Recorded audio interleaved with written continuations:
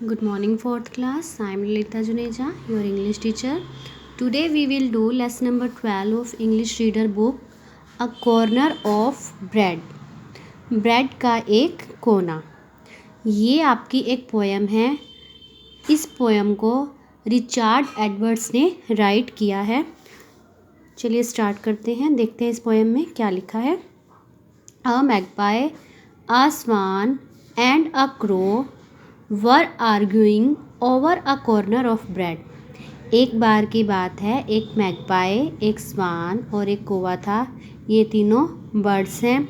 ये क्या कर रहे थे, एक ब्रेड के कोने को लेकर लड़ रहे थे। ब्रेड का एक कोना था, मतलब कोना कह लो, टुकड़ा कह लो, ठीक है, उसके लिए वो आपस में लड़ रहे थे। It's mine because I am the smartest, the swaggering magpie said.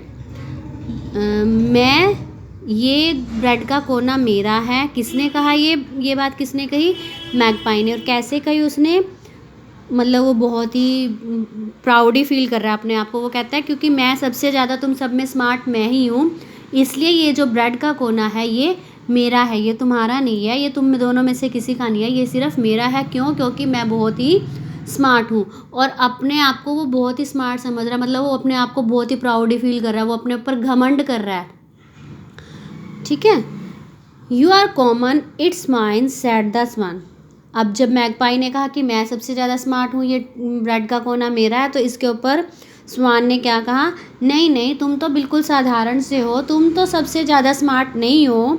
It's mine, ये तो मेरा है। My beautiful wings are whiter than snow, क्योंकि मेरे पंख बहुत सुंदर हैं। और वो कैसे हैं?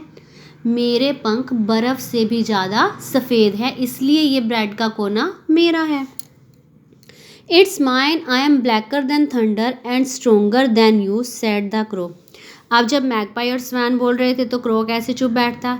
तो क्रो कहता है ये तुम दोनों में से किसी का भी नहीं है, ये तो मेरा ब्रेड का कोना है, क्योंकि मैं तुम दोनों से ज़्यादा शक्तिशाली हूँ। जितना मैं पावरफुल हूँ तुम उतने पावरफुल नहीं हो, इसलिए ये ब्रेड का कोना मेरा है। They quarrelled and fluttered and flapped. उन्होंने क्या करना शुरू कर दिया? उन्होंने आपस में झगड़ना शुरू कर दिया, लड़ाई करनी शुरू कर दी। और वो एक दूसरे को कैसे मारने लगे? अपने पंख फैलाकर एक दूसरे को नुकसान पहुंचाने लगे।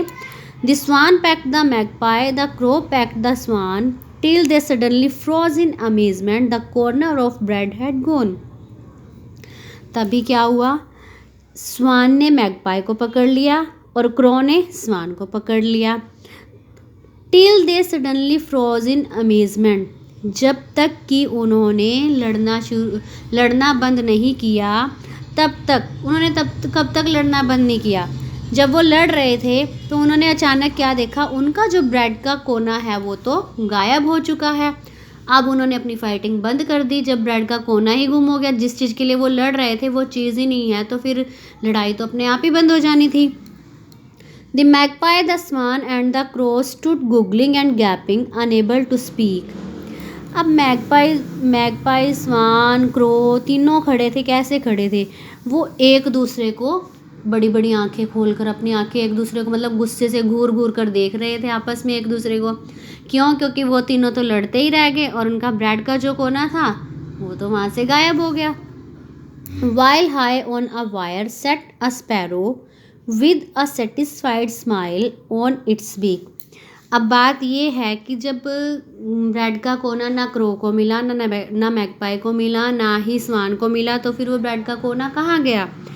वो ब्रेड का कोना था while high on a wire sat a sparrow. ऊंचाई पर एक तार पर एक स्पैरो बैठी हुई थी। With a satisfied smile on its beak, और उसके चेहरे पर बहुत ही सेटिस्फाइड स्माइल थी। क्यों? क्योंकि उसको ब्रेड का कोना मिल गया था और वो उसको खाकर बहुत ही संतुष्ट थी, यानी कि उसकी भूख मिट गई। तो इसीलिए उसके चेहरे पर क्या थी? उसके चेहरे पर तो स्माइल थी। अब आप इस चीज़ को पिक्चर में भी देख सकते हो। ये देखो, आपको दिखाया गया ये पिक्चर में तीनों बर्ड्स आपस में लड़ रहे हैं। यहाँ पर लड़ रहे हैं तीनों एक दूसरे के साथ विंग्स फैलाकर अपने। और यहाँ पर देखो, यहाँ पर आपको स्पैरो दिखाई हुई है। ये देखो, स्पैरो स्माइल कर रही है ना स्पैरो स्माइल, ठीक है। तो आपको समझ में आया? इस लेसन से इस पोएम से हमें क्या शिक्षा मिलती है? इस पोएम से हमें शिक्षा मिलती है अगर हमें कोई चीज़ मिली है तो हमें उसे आपस में बांट कर खाना चाहिए। हमें ये नहीं कहना चाहिए कि ये सिर्फ मेरी है, ये मेरी है, ऐसा नहीं करना चाहिए। हमें अपनी चीज़ दूसरों के साथ शेयर करनी चाहिए, हमें सब कुछ शेयर करके खाना चाहिए। इस पोएम से यही हमें शिक्षा मिलती है। ठीक है, अब आपको इस लेसन की बुक एक्सरसाइज बुक्स में फिल करनी है, इस लेसन को अच्छे से रीड करना है और इसको लर्न करना है।